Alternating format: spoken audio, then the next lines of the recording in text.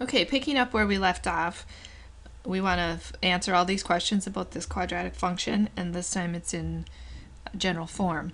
So again, always start with the vertex no matter which form you're in. Of course, in this form it's a little harder to find the vertex because we need to use the vertex formula. I'm going to write this stuff down here and do my work on the right side here. So here's the work for the vertex. So the h, from the standard form is equal to negative b over 2a in the general form. So negative 4 over 2 times a is 1. Negative 4 divided by 2 is negative 2. And then the k we can find just by plugging negative 2 into the function. So negative 2 squared plus 4 times negative 2 minus 5, which is 4 minus 8 minus 5. Negative 4 minus 5 is negative 9. So the vertex is negative 2, negative 9. Once we know the vertex, we can switch to the other form if we want. The a is 1, so it's just going to be a 1 out front. I don't need to write that. X plus 2 squared, plus, because you have to subtract the negative 2. That will give us the shift to the left, and then minus 9. So if my vertex is negative 2, negative 9, that's way down here, and this thing opens upward, then we are going to have x-intercepts on this one, right? This is our standard shape, so we can just go out 1 each direction, up 1, out 2 each direction, and up 4. Wait a minute here. 1, 2, 3, 4. I thought I counted wrong. Nope, that's right. Okay. And there's our parabola.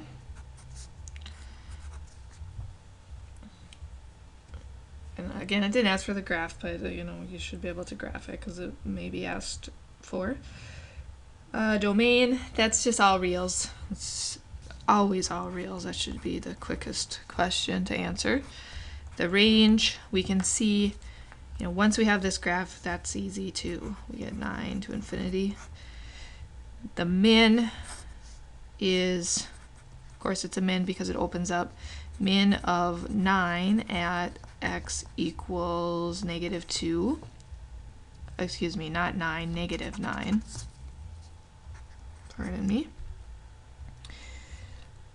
What did I forget? Oh, x-intercept and y-intercept. Y-intercept, again, we found it when we went over 2 and up 4, is 0, negative 5. I'll just do that first since it's easier. And notice in this form, actually, when I say this form, I mean the general form, f at 0 is really easy to find because the ax squared and bx term will just be 0, and this is going to be, the c will be your y-intercept in that form. In the other form, of course, you would need to do the calculation of squaring and then subtracting. All right, x-intercepts. I'll do my work up here again. Solve 0 equals x squared plus 4x minus 5. So these ones are in this, well, we have both forms here actually, so you could do either one for finding the intercepts. In this form, you tried factoring or the quadratic formula. If you use this form, you move the 9 over, take the square root, plus or minus, and then subtract 2. Both ways will give you the right answer. I already wrote down this form, and I noticed that it factors. So if it factors, it's pretty easy. If it doesn't factor, you might want to use the other form. Or just, skip to the quadratic formula. It's pretty easy as well. If you have not practiced using the quadratic formula in a while, you should do that. We're going to use it a lot in when we solve polynomial equations. All right, so x is negative 5 or x is 1 are the two x-intercepts. And that looks like exactly where we're going to hit on these. In fact, if we had gone up 3, or over 3 up 9, you could easily verify that those are the intercepts. All right, let's do one more like this. So again, it's not in our standard form, so we will write it that way. We see the A already, and then we'll fill in the H and K. So the H, we'll go up here so I don't run out of room. Negative b over 2a is negative 24 over 2 times negative 3. Signs will cancel. 24 divided by 6 is 4. And the k, we'll just plug 4 in to our function, which is not f this time, it's g, so I should use g. G at 4. Negative 3 times 4 squared plus 24 times 4 minus 40. 16 times 3 is 48. 24 times 4 is 96. And then 96 minus 48 is 48. Minus 40 is 8. Okay, so there's our vertex is 4, 8. 4, 8.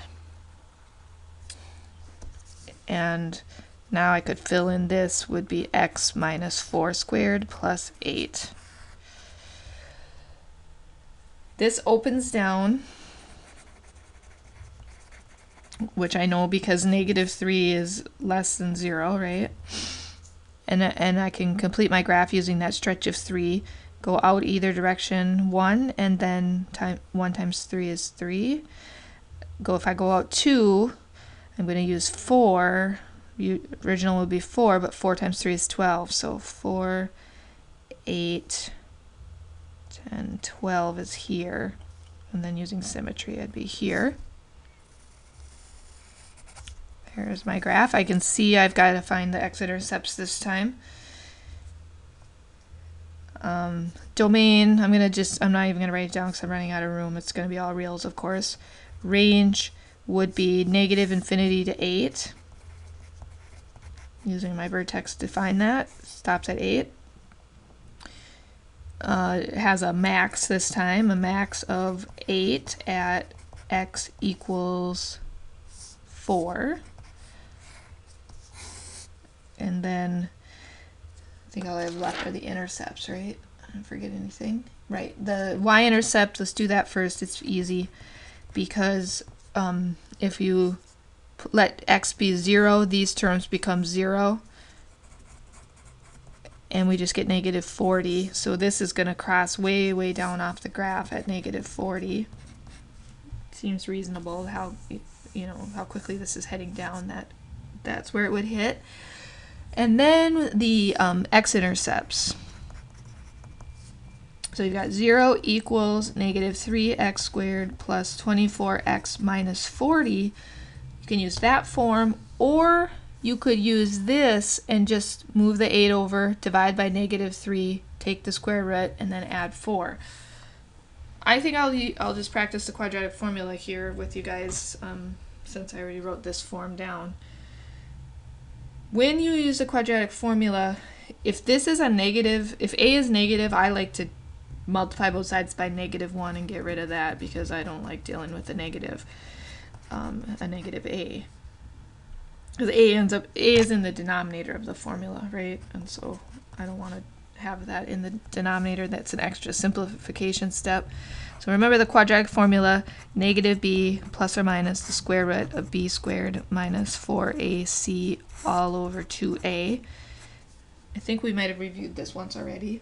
But like I said, we're going to use it a lot coming up in when we find zeros of polynomials. So that'll become very second nature to you by the end of that section, if it's not already.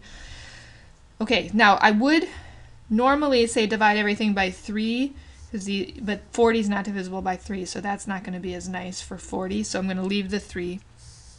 I got x equals negative 24 which will become positive 24, plus or minus the square root of negative 24 squared minus 4 times a is 3, c is 40, all over 2 times a is 3.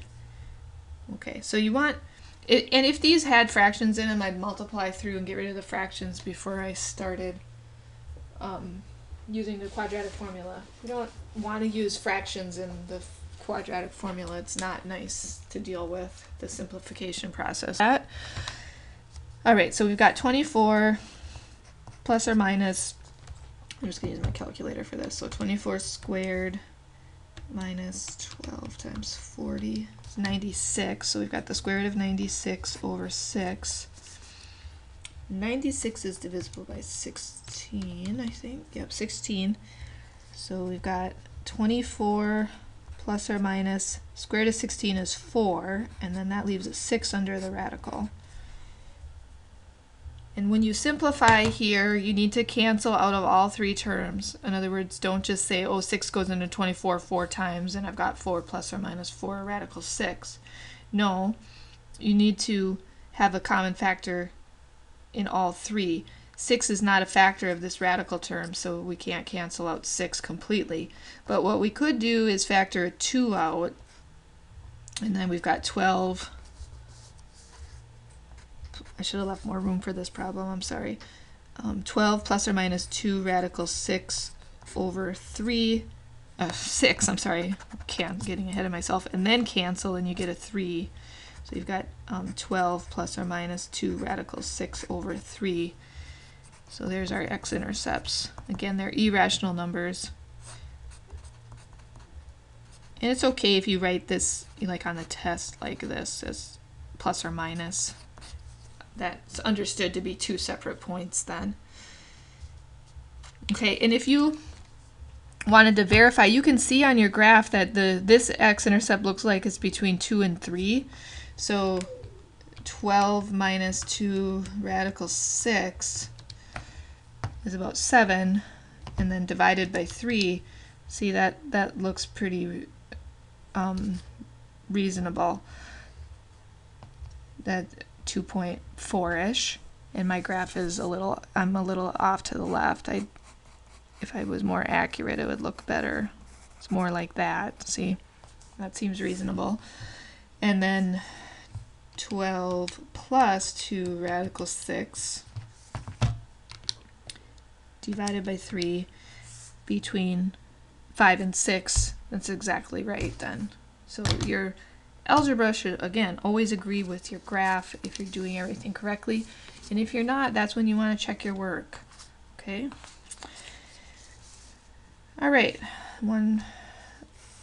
a different example now, I guess I should say. It says find the standard form of the equation of the parabola with this vertex, and then it passes through the point negative 1, 3. So standard form means a times x minus h squared plus k. And if we know the vertex, the h and k is easy. We just plug those in. A times x plus 3 squared plus 5. The challenging part of this problem is the a. It's not given to us. We don't know the other form so that we can just pick it out like we did in the previous problems. But what we do know is another point on this parabola. So we can use that point to help us solve for a. So use negative 1, 3 to solve for a. And I'm going to change this to function notation. Instead of y, I'll call it f at x. So the reason I want to do that is because I want to think of this as getting plugged in here. So I know that when I plug negative 1 in, I get out 3. So using negative 1, 3, I know that f at negative 1 equals 3. Well, if I plug negative 1 in over here, a times negative 1 plus 3 squared plus 5, that result has to be 3. That's how I use the point to help me solve for a. Now I have an equation with a in it. Negative 1 plus 3 is 2. 2 squared is 4. So I've got 4a plus 5 equals 3. That's easy to solve. It's just a linear equation. 4a is negative 2 So A is -2/4 or -1/2. Now that I know what A is, I can complete my equation. I can use y or f at x, whatever you want to use. Y is -1/2 times x plus 3 squared plus 5. That parabola has the vertex we're looking for, and then if you plug in -1 here, you get out 3, so it's the correct parabola. All right.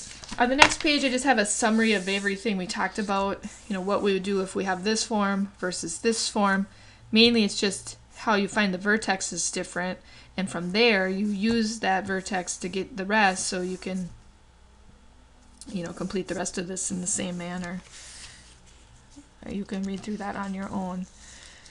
Let's now do a couple of applications. So the main applications involving quadratic functions involve either finding a maximum value of the function or the minimum value of the function. And of course that basically boils down to just finding the vertex, because that's where the maximum or the minimum occurs. So sometimes in these problems you're given the quadratic function and you don't have to write it yourself. Like in this first example, we are given the quadratic function. In the next example, we are actually going to have to write the quadratic function ourselves using the information. So we have to create the model. So I'd say this first problem is probably easier because the function's given. All right, well, let's do it. We have this formula or function here that gives us the gas mileage for a car. And in this formula, S is the speed in miles per hour. So if you plug in the speed you're going in this car, this models the gas mileage, so the output is the gas mileage that you're getting approximately, of course, right? At that time. So notice this function is quadratic, and the question is asking what is the car's best mileage and at what speed is it attained? Well, m is quadratic, and when I say m, I mean the function m is quadratic, and notice it opens downwards because a is negative. And if it opens downwards, it has a maximum value. Right? We've got something like this going on with the model for the gas mileage. Now notice this model, I should point out, this model is only good for speeds between 15 and 70 miles per hour inclusive. Once you get faster than that, there's probably a different formula that's more accurate. And if you're going slow, between 0 and 15, there's a different formula that's more accurate than this. So we don't want to use this outside of these boundaries. All right, well, hopefully the vertex here for this function comes between 15 and 70. Let's see what happens. So we want to find the vertex of y. I said y. Well, that's fine. We'll say y equals m at s. That'll be easier. So y is the mileage, right? Or I'm just thinking this in terms of function notation of, let's say, the graph of, sorry. Okay. So the x coordinate, or s coordinate in this case, we'll use -b over 2a. And remember, when we graph this, the input is going to be s and the output y is going to be m.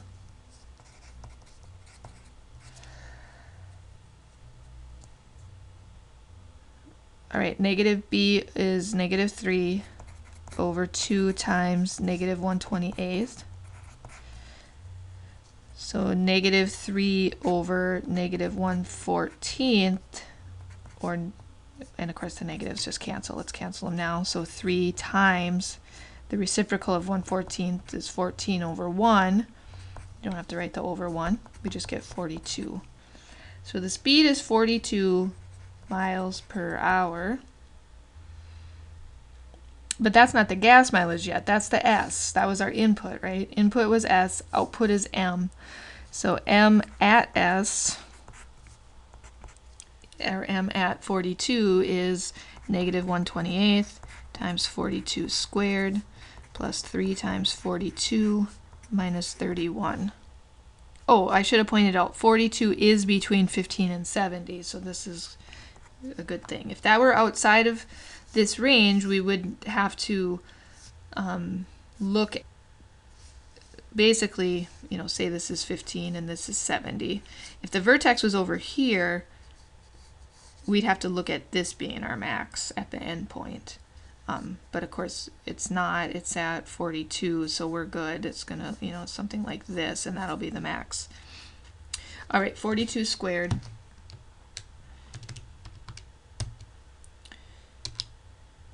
And then divided by 28. Oh, that, okay, so that's nice. It ended up dividing evenly. All right, so this, I'm just gonna make it negative. Negative 63, don't forget it's negative, plus 3 times 42 minus 31 is 32. All right, so this would be, that's a gas mileage, miles per gallon. So the maximum gas mileage attained is 32 miles per gallon when going 42 miles per hour. All right, so that's just, it's just finding the vertex. Sometimes you'll get decimal numbers, of course. That one worked out nice though. And in a problem like this, it'd be fine to use, I would use a decimal. You don't really use, you need a fraction when you're interpreting a value in application. All right, so this one we have to write the formula ourselves. Notice there's no formula here, but in the problem we're still going to find a maximum, maximize the area. So let's see what kind of function we get, of course, to maximize it. In algebra, we only maximize or minimize quadratic functions, but if you go on to take calculus, you'll be able to maximize and minimize many other types of functions. All right, in this problem, we have 200 feet of fencing to enclose a rectangular plot that borders on a river. If you do not fence the side along the river, find the length and width of the plot that will maximize the area. Okay, so let's say this is our river here. So this 200 feet, we only need it for 3 sides. That's what that is trying to tell you here, right? So it's a rectangle. We've got a width and a length, if you will. And we know that if we add these 3 things up, that should total 200. And so what we need, we want to maximize the area. We need a function for area. Whatever quantity you want to maximize or minimize, that's the function that you need. And of course, area is length times width for a rectangle, but we need to write this in terms of one variable. And that's, to do that, we need to use this. This is our constraint. There's not going to be an unlimited possibility for the area because we only have 200 feet of fencing. So we use that to write a relationship between L and W. If we know the width, and we have 2 lengths of the width, the length would have to be 200 minus those 2 lengths of the width. And so instead of writing W times L, we'll write W times 200 minus 2W. This is, of course, our L. And then, because I use W, this is area is a function of W. I could have called the width X, of course, and then used A at X. Well, notice this function I wrote for the area now, based on the constraint that I only have 200 feet of fencing, is a quadratic function. If I distribute 200W minus 2W squared, there's my W squared term. Now it's not written in general form because the terms are in ascending, in order of ascending degree, excuse me, not descending, but that's okay. You should be able to interpret this in either way, that a is -2, right? And since a is negative, this thing opens downward if we graphed it. So if we graph this, we're not actually going to graph it, but the width is the input and the area is the output. And the model, you know, we have a quadratic that opens down, and so the max is up here at the vertex. So let's find the vertex again. The only extra step in this problem is that we have to find the formula ourselves, right? So it makes it a little more challenging. Otherwise, it's like the last problem. We want to find the vertex to see where we're getting a max. So the vertex, this time it's the width, that's equal to -b/2a. That's our input. So negative, where am I at? OB right here is 200, and A is -2. Again, the negatives cancel. 200 divided by 4 is 50. And once I know that the width is 50, this is 50 and this is 50, the length is going to be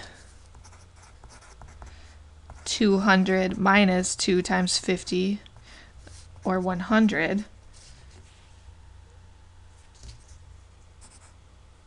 And then we can just take 50 times 100 to get the area.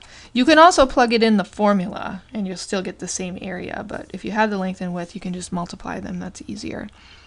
All right, so what did the question ask here? Find the length and width and the largest area. So the dimensions that yield the largest area, or that yield, let's say, a maximum area of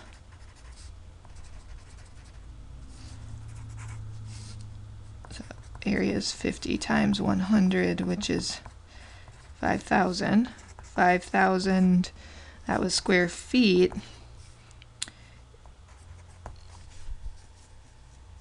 Oops, that is, it's R. 50 feet by 100 feet.